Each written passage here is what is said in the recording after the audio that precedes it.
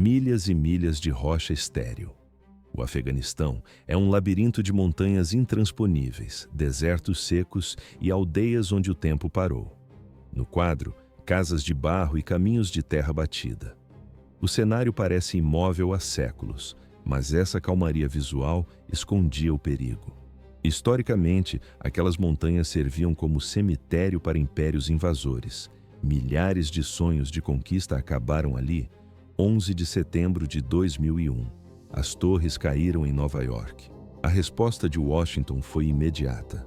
A América mobilizou sua máquina militar. Tropas embarcaram, tanques ocuparam posições. A ordem era clara: destruir o Talibã e desmantelar o terror. Por que o comando apostava em uma vitória rápida? Eles confiavam na superioridade tecnológica, mas subestimaram a resistência do terreno e do inimigo. À primeira vista, uma operação cirúrgica e decisiva, mas na prática, o início de um atoleiro sangrento. Os generais prometiam um retorno breve, mas o calendário virou. Ouve-se o som constante de rotores de helicópteros e disparos distantes nas gravações da época. Em vez de uma guerra curta, o conflito se arrastou. O calor do deserto desgastava os homens. As emboscadas eram diárias, não foram meses. Foram 20 anos, 2 décadas marcadas por sangue, perdas irreparáveis e dor acumulada em cada patrulha. 7 de outubro de 2001. Menos de um mês após os ataques de 11 de setembro. Os Estados Unidos iniciaram a Operação Liberdade Duradoura. O objetivo era claro: remover o Talibã do poder e destruir os santuários da Al-Qaeda. Por que a resposta foi tão imediata? O mundo ainda processava o choque, mas a ordem militar foi de aniquilação total. Naquela manhã, o céu do Afeganistão mudou.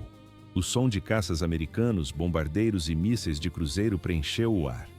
A primeira onda de ataques foi precisa. Campos de treinamento do Talibã explodiram. Centros de comunicação viraram escombros, prédios do governo foram obliterados. O barulho das detonações ecoava pelos vales. Mas a guerra não veio apenas do céu. Oficiais da CIA e unidades das forças especiais infiltraram-se no país. A entrada foi silenciosa. Eles se uniram à Aliança do Norte. Esse grupo de combatentes afegãos resistia ao regime há anos. Juntos, começaram a empurrar o Talibã para fora de seus redutos. Esses soldados americanos eram altamente treinados. Porém, operavam em equipes minúsculas, moviam-se por montanhas e desertos que nunca tinham visto antes. Muitos carregavam mochilas pesadas. Dentro delas, maços de dinheiro vivo para pagar os senhores da guerra locais. À primeira vista, uma invasão moderna, mas na prática, táticas do século XIX. A câmera registra operadores de elite montados a cavalo ao lado de rebeldes em trajes locais. Os eventos aceleraram. O Talibã parecia entrar em colapso. Cidades fortificadas como Cabul, Kandahar e Herat caíram mais rápido do que o esperado. Os combatentes deixaram seus postos, abandonaram tanques soviéticos e pilhas de armamentos. No vídeo, percebe-se ruas vazias repletas de destroços militares. Os soldados americanos sentiram o gosto da vitória. A missão parecia resolvida em meses. Nos Estados Unidos, a população acreditava que a guerra seria curta. Havia um clima de triunfo prematuro, mas isso era apenas uma ilusão. O Talibã não havia desaparecido. Eles evitaram batalhas diretas contra a superioridade aérea americana. Recuaram para as montanhas de Tora Bora. Cruzaram a fronteira para o Paquistão. Esconderam-se nos desertos do sul. Dali, planejaram uma luta longa e paciente. Não agiam como exércitos regulares em campo aberto. Escolheram a guerrilha. Misturaram-se aos vilarejos. Esconderam-se dentro das casas de civis. Na filmagem, nota-se entradas escuras de cavernas profundas usadas como abrigo. O inimigo tornou-se invisível. A guerra convencional havia terminado, mas a insurgência apenas começava. 2002. A guerra entrou em uma fase sangrenta. Nas montanhas áridas e implacáveis de Bakhtia e Khost, as patrulhas não encontravam apenas resistência, encontravam a morte. Como o Talibã conseguia surpreender tropas modernas? A tecnologia indicava que a área estava limpa. Mas a paciência do inimigo era superior aos sensores. Os combatentes esperavam imóveis por horas nas cristas das montanhas, escondiam fuzis e lançadores sob cobertores sujos ou pilhas de pedras. Eles não atiravam a esmo. Eles estudavam as rotas americanas, sabiam exatamente onde os comboios ficavam expostos. Assim que os veículos entravam nos desfiladeiros estreitos, o silêncio era estilhaçado. Granadas propulsadas por foguete choviam dos penhascos. O espaço para manobra desaparecia. Não havia para onde correr, mas isso era apenas o prelúdio. Março de 2002, Operação Anaconda, uma das primeiras ofensivas em larga escala do conflito. A missão era clara: aniquilar a Al-Qaeda e o Talibã escondidos no Vale Shah-e-Kot. As tropas americanas e da coalizão avançaram. Acreditavam ter o inimigo cercado. À primeira vista, uma operação de limpeza, mas na prática, uma entrada voluntária na boca do lobo. Eles caminharam direto para uma armadilha complexa. Mais de 1000 combatentes haviam se entrincheirado. Eles usavam cavernas naturais e posições fortificadas no alto dos picos. O fogo cruzado foi brutal e imediato. Na filmagem, nota-se, a poeira dos impactos levanta ao redor dos soldados deitados no solo, buscando qualquer proteção. A batalha não durou horas, durou mais de 2 semanas. Foi feroz. O Talibã disparava de bunkers perfeitamente camuflados, morteiros explodiam e o som ecoava pelas paredes do vale. Helicópteros americanos tentaram pousar reforços, foram recebidos com chumbo grosso, metralhadoras rasgavam o ar. Ouve-se o som metálico das balas atingindo a fuselagem das aeronaves. As linhas de suprimento foram cortadas. Cruzar as estradas tornou-se suicídio. Para piorar, a natureza atacou. Neve pesada, neblina densa. As montanhas se transformaram em um labirinto gelado e mortal. A visibilidade caiu a zero. O custo humano foi alto. 8 soldados americanos perderam a vida. Muitos outros foram feridos gravemente. Parceiros da coalizão e aliados afegãos também sofreram baixas significativas. O vale ficou marcado pelo sangue. 2004. Foi nesse ano que a guerra mudou para sempre. Por que os combates diretos diminuíram? A resposta era estratégica. O inimigo percebeu que não podia vencer no confronto aberto. Então, eles mudaram para o invisível. Eles começaram a usar IEDs, dispositivos explosivos improvisados. Eram bombas caseiras, montadas em garagens escuras, mas o impacto no campo de batalha foi devastador.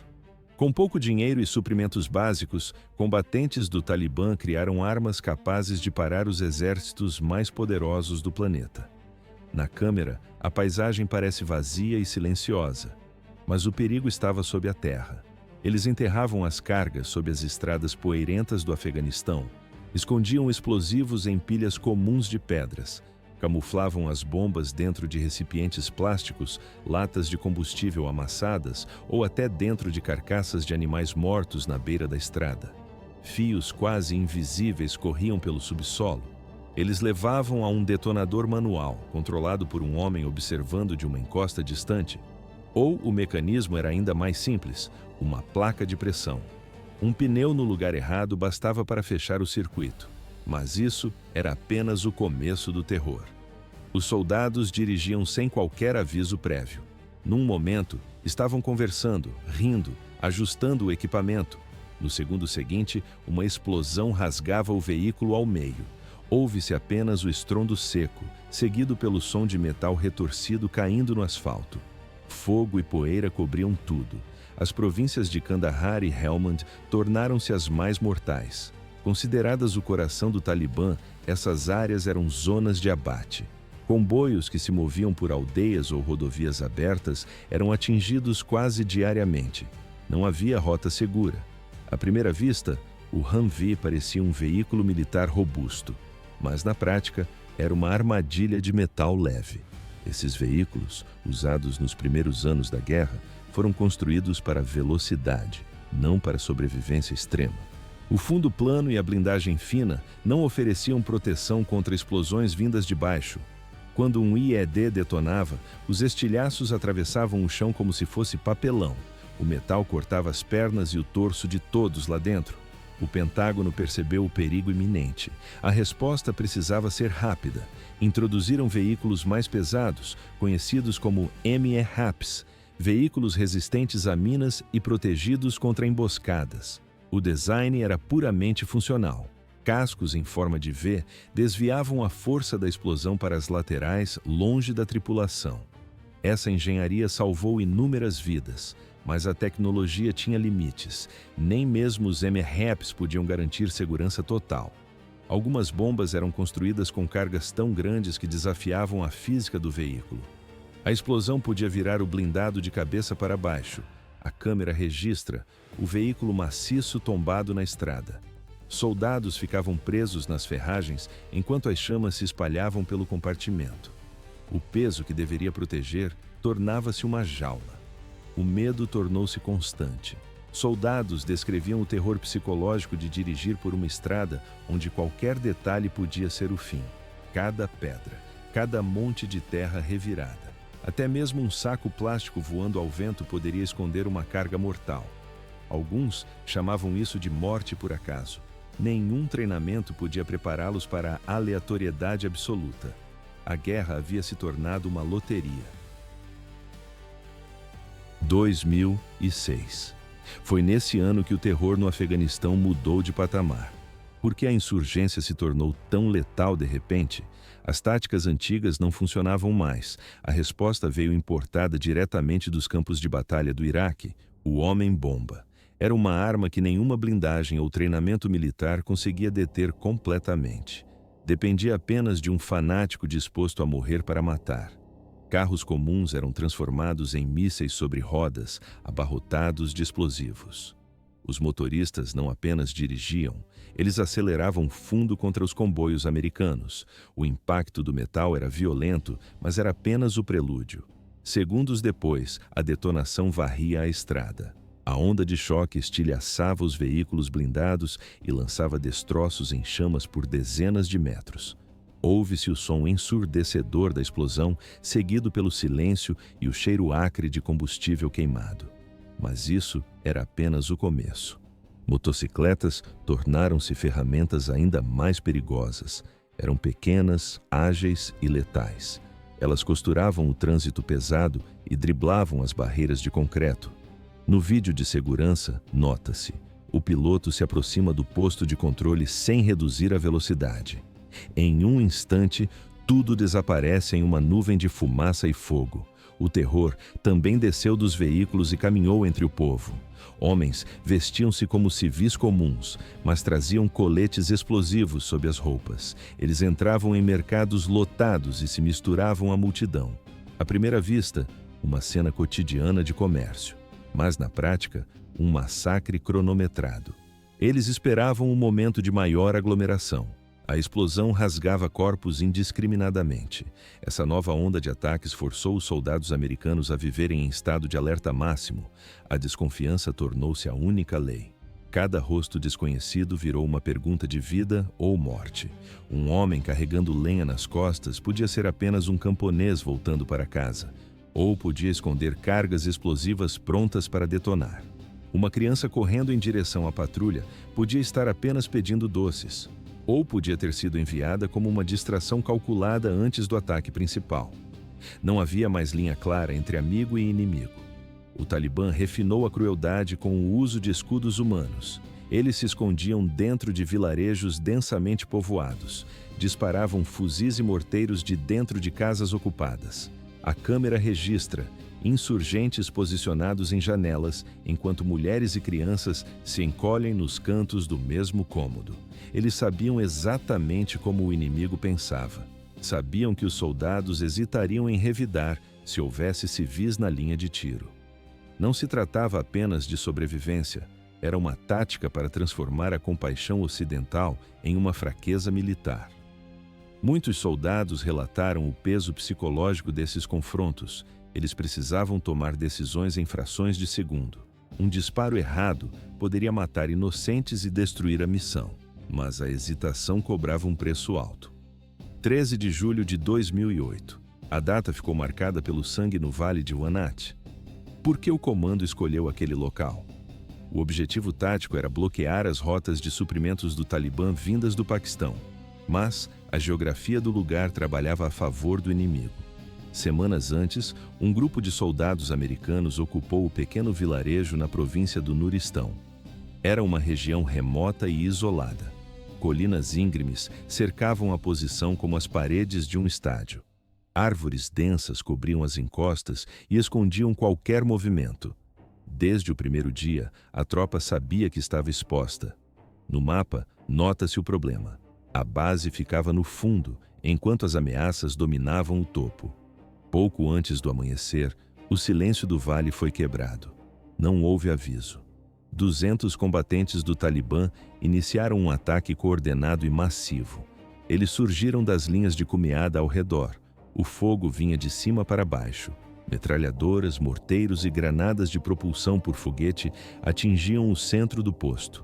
À primeira vista, uma base militar em construção, mas na prática, uma armadilha mortal sem teto. Os americanos estavam cercados. O posto avançado tinha sido apenas parcialmente construído. As defesas não eram robustas o suficiente para conter um assalto daquela magnitude. Sacos de areia ainda estavam sendo enchidos.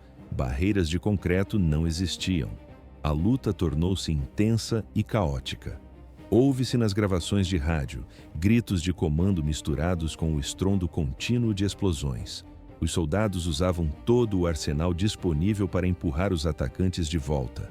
Alguns disparavam de trincheiras que mal cobriam a linha da cintura. Outros lutavam de dentro de pequenos edifícios que rapidamente se tornaram caixões sob o fogo pesado. Mas isso era apenas o começo. O Talibã avançava cada vez mais. O cerco apertou. Em alguns setores, o combate aconteceu a uma distância de apenas alguns metros. Granadas de mão eram arremessadas para dentro das posições americanas. A batalha se arrastou por horas. Os americanos estavam em desvantagem numérica crítica. Suas posições defensivas colapsavam uma após a outra. A munição começava a escassear. O calor da batalha derretia os canos das armas. A câmera registra fumaça preta subindo de veículos incendiados no perímetro.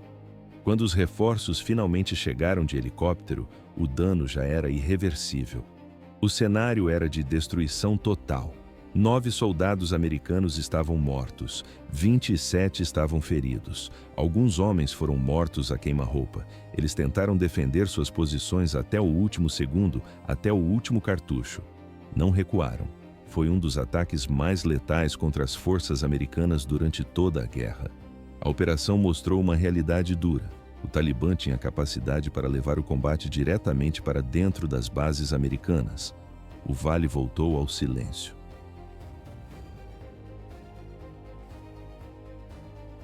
"54 soldados contra 300 inimigos. Essa era a matemática da morte em outubro de 2009. Porque a base foi construída no fundo de um funil geográfico, parecia um erro tático elementar. E o resultado provou que era exatamente isso. O local era o posto avançado de combate Kittim, na província de Nuristã.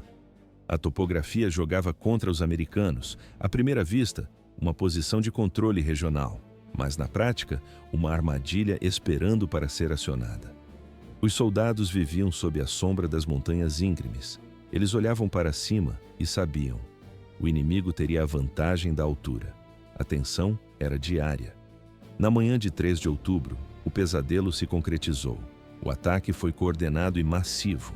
Mais de 300 combatentes do Talibã abriram fogo das cristas das montanhas. Foguetes e morteiros choviam sobre o vale.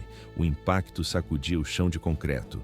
No vídeo, nota-se colunas de fumaça preta subindo de veículos em chamas. Mas isso era apenas o começo. As estruturas da base pegaram fogo. As linhas de comunicação foram cortadas nos primeiros minutos. Não havia coordenação externa, apenas caos.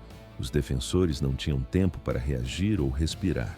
O fogo vinha de todas as direções, de cima para baixo. Em vários pontos, a defesa externa colapsou. O Talibã entrou no perímetro. O combate deixou de ser tático e virou instinto. Lutaram corpo a corpo. Granadas eram lançadas a metros de distância. Ouve-se o som seco de metal contra metal e gritos de comando abafados pelas explosões. Se caíssem, a base seria tomada. Todos seriam executados. O apoio aéreo foi chamado com urgência máxima. Mas até os helicópteros falharam. O terreno protegia os atacantes escondidos nas rochas. A batalha durou horas intermináveis. O posto Keating foi reduzido a escombros fumegantes. Pouco depois, a decisão foi tomada. O local foi abandonado. A estratégia de manter aquela posição custou caro. O Talibã havia transformado o Afeganistão em um tabuleiro de sangue. Agosto de 2012. 15 soldados mortos. Por que a confiança ruiu tão rápido? Parecia uma estratégia perfeita de transição, mas o inimigo já estava dentro dos portões. Quando os militares americanos iniciaram o treinamento intensivo dos afegãos, o plano era claro: preparar soldados e policiais locais para assumir o combate. A base dessa parceria deveria ser a confiança mútua. Americanos e recrutas viviam lado a lado, dormiam nos mesmos alojamentos, comiam nos mesmos refeitórios. Os instrutores ensinavam o manuseio de fuzis, táticas de patrulha e planejamento de missões complexas. Mas havia um erro fatal nessa cooperação. O Talibã percebeu que não precisava enfrentar a Força Aérea Americana diretamente. A tática mudou. Eles começaram a enviar combatentes leais e simpatizantes para se alistarem no exército e na polícia afegã. À primeira vista, recrutas ansiosos para aprender, mas na prática, assassinos aguardando um sinal. Esses homens vestiam os mesmos uniformes camuflados, portavam as mesmas armas fornecidas pelos Estados Unidos, treinavam sob a supervisão atenta dos mentores americanos, mas isso era apenas uma fachada. Quando o momento era propício, a traição acontecia. Eles viravam os canos das armas contra os soldados que os treinavam. No vídeo de treinamento, nota-se: instrutores corrigem a postura de tiro dos alunos sem saberem que seriam os alvos futuros. Entre 2010 e 2012, esses ataques internos explodiram. Ficaram conhecidos tecnicamente como Green on Blue. O termo mascarava a brutalidade da situação. Tornou-se a ameaça mais temida em todo o teatro de operações. Não eram apenas os números frios, embora dezenas de americanos tenham morrido dessa forma. Era a proximidade do perigo. Soldados que compartilhavam refeições, cigarros e piadas com seus parceiros afegãos eram surpreendidos. As emboscadas ocorriam a queima-roupa, dentro de salas de aula, em postos de guarda. A câmera registra marcas de disparos nas paredes internas de um centro de comando. Esses ataques aconteciam sem qualquer aviso prévio. Não havia sirenes ou gritos de alerta, apenas o som seco dos disparos. Alguns atiradores eram infiltrados profundos do Talibã. Outros foram radicalizados durante o processo. Havia também a coação. Insurgentes ameaçavam massacrar as famílias dos recrutas caso eles não matassem um americano. O motivo exato importava pouco para quem estava na mira. O resultado era sempre o mesmo: corpos no chão e sangue no concreto. Os soldados americanos entenderam a mensagem. Não podiam confiar totalmente em quem estava ao lado deles. A rotina nas bases mudou drasticamente. Na filmagem, percebe-se: militares americanos mantêm a mão próxima ao coldre, mesmo durante conversas casuais.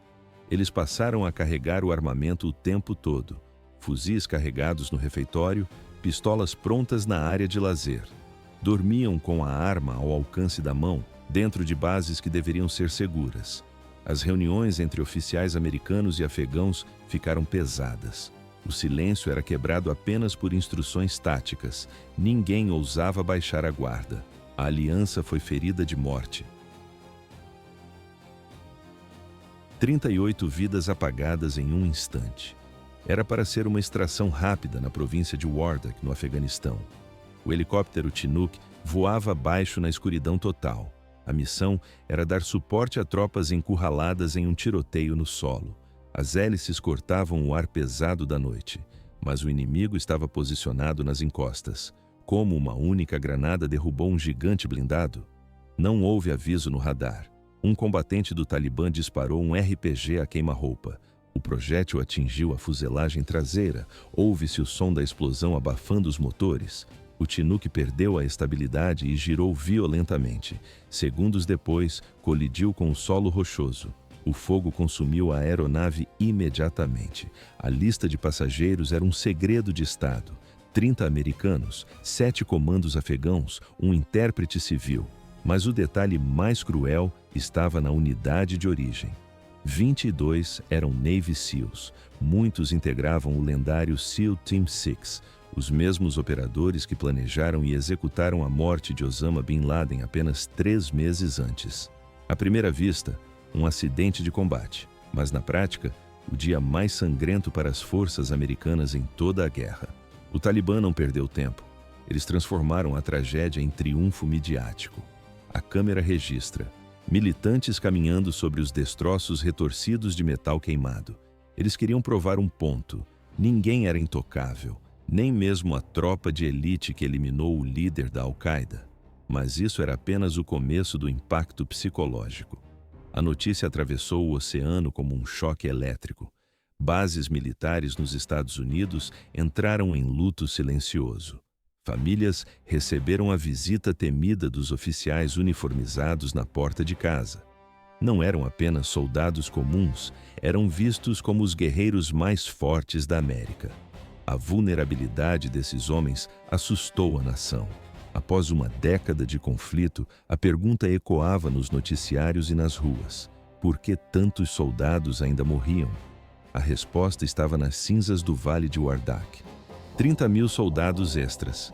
Esse foi o reforço enviado pelo presidente Obama ao Afeganistão em 2010. A estratégia parecia clara no papel: avançar profundamente nos redutos inimigos e esmagar o Talibã pela força bruta dos números. O objetivo era abrir espaço para que as forças afegãs assumissem o controle. Mas a realidade no terreno ignorou os planos de Washington. O que se seguiu não foi uma estabilização, foi um banho de sangue. Os combates daquele período se tornaram os mais intensos de toda a guerra. O ano de 2010 fechou com quase 500 soldados americanos mortos. No ano seguinte, mais 400 caixões voltaram para casa. Esses 2 anos entraram para a história como o período mais letal para as tropas dos Estados Unidos. Mas a contagem de corpos era apenas uma parte da estatística. Milhares de outros militares foram feridos. Minas terrestres e bombas improvisadas arrancavam pernas e braços nas estradas de terra.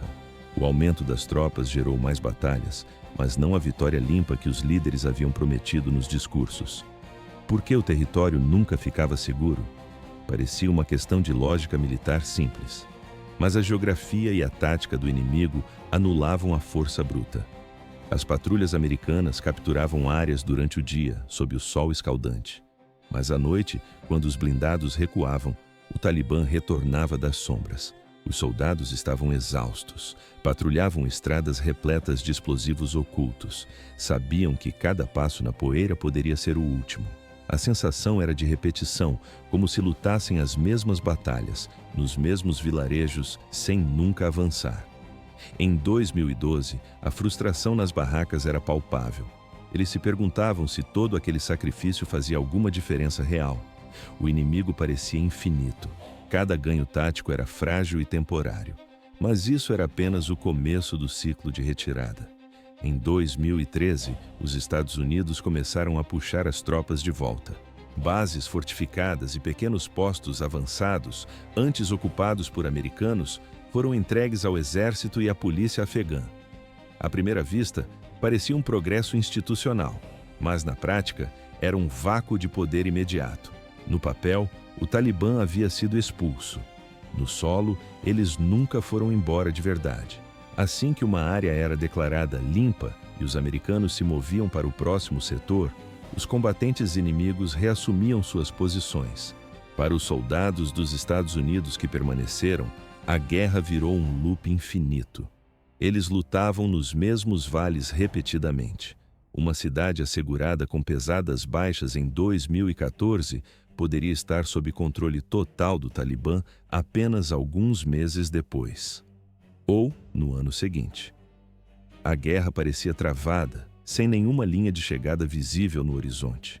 Na filmagem de uma câmera de capacete, nota-se: soldados afegãos recuam desordenados sob fogo inimigo. As forças de segurança locais deveriam assumir a responsabilidade total, mas colapsaram.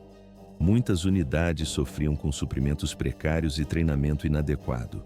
A corrupção corroía as próprias fileiras. Não era apenas incompetência, era traição. Alguns policiais e soldados desertaram. Outros trabalhavam secretamente com o Talibã, passando informações de dentro dos quartéis. Isso deixava as tropas americanas furiosas. Eles viam seus sacrifícios serem desfeitos no momento em que viravam as costas. Em 2016, a missão mudou de nome. As forças americanas assumiram um papel majoritário de suporte, treinamento de tropas, ataques aéreos cirúrgicos e operações especiais noturnas. Ouve-se o rádio da central de comando, coordenadas de ataque sendo confirmadas com urgência. Mas mesmo nessa nova fase, as baixas não pararam. Cada patrulha carregava os mesmos riscos mortais de antes.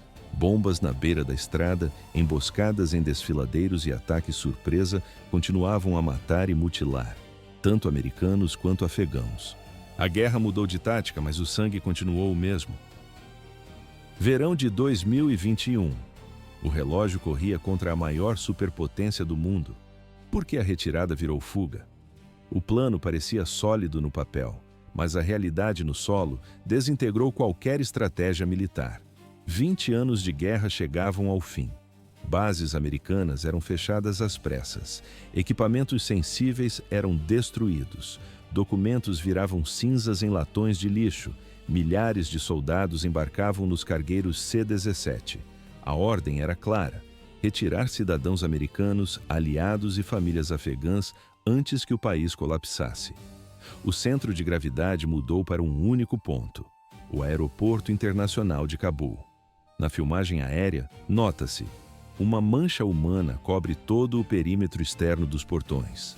Milhares de civis desesperados cercavam as entradas. Famílias inteiras se espremiam contra o arame farpado. Todos buscavam um lugar nos últimos voos para a liberdade. O calor era sufocante. O barulho de motores e gritos tornava a comunicação impossível. Soldados tentavam conter a massa humana. Eles precisavam manter a ordem, mas também precisavam vigiar o horizonte. 15 de agosto. O impossível aconteceu. O Talibã entrou em Cabul. Não houve batalha urbana. Não houve resistência final. O governo caiu em horas. Agora, o aeroporto não era apenas uma base de transporte. Era a única ilha de segurança em um mar controlado pelos insurgentes. As tropas americanas e aliadas trabalhavam em turnos dobrados. Era a maior ponte aérea da história dos Estados Unidos, mas o perigo estava infiltrado na multidão. O Talibã não era a única ameaça. O ISIS-K, braço local do Estado Islâmico, via aquela aglomeração como uma oportunidade. À primeira vista, uma operação humanitária, mas na prática, um alvo estático perfeito para terroristas. Eles queriam provar relevância, queriam humilhar as forças ocidentais na saída. A inteligência militar captou sinais de ataque iminente. Mas filtrar terroristas no meio de milhares de civis era uma tarefa quase impossível. O tempo estava acabando. 26 de agosto de 2021. A tragédia atingiu o Abbey Gate. Marines americanos estavam na linha de frente. Eles revistavam civis, checavam passaportes, puxavam crianças para a segurança. O contato era físico, próximo, perigoso. Então, um homem-bomba detonou seu colete no meio da densa multidão. Houve-se apenas o estrondo seco, seguido imediatamente por gritos. A explosão foi massiva. A onda de choque rasgou o ar, derrubando corpos como bonecos. Estilhaços de metal voaram em todas as direções. O concreto do Abbey Gate foi tingido de vermelho em uma fração de segundo. Não houve tempo para reação. Não houve tempo para defesa. 13 militares americanos foram mortos instantaneamente. 11 fuzileiros navais, um médico da marinha, um soldado do exército, jovens que estavam prestes a voltar para casa. Além deles, a carnificina ceifou a vida de mais de 170 civis afegãos, pessoas que minutos antes seguravam seus documentos, acreditando na salvação. No vídeo pós-ataque, percebe-se a fumaça densa cobrindo a da estrada. Foi um choque brutal. O ataque aconteceu nos dias finais da guerra mais longa da América. Não foi uma batalha por território, foi um massacre calculado. Isso selou o capítulo final do conflito com sangue. A evacuação não parou. Os voos continuaram decolando, um após o outro. Mas a atmosfera nos hangares mudou. O luto pesava sobre cada soldado restante. Eles carregaram os caixões de seus companheiros para as aeronaves. Famílias nos Estados Unidos que esperavam o retorno seguro receberam a notícia que mais temiam. Sobreviveram a 20 anos de conflito, apenas para morrer nos últimos dias da operação. O último avião decolou. A pista ficou vazia. O silêncio voltou a Cabul. Assim terminou uma era.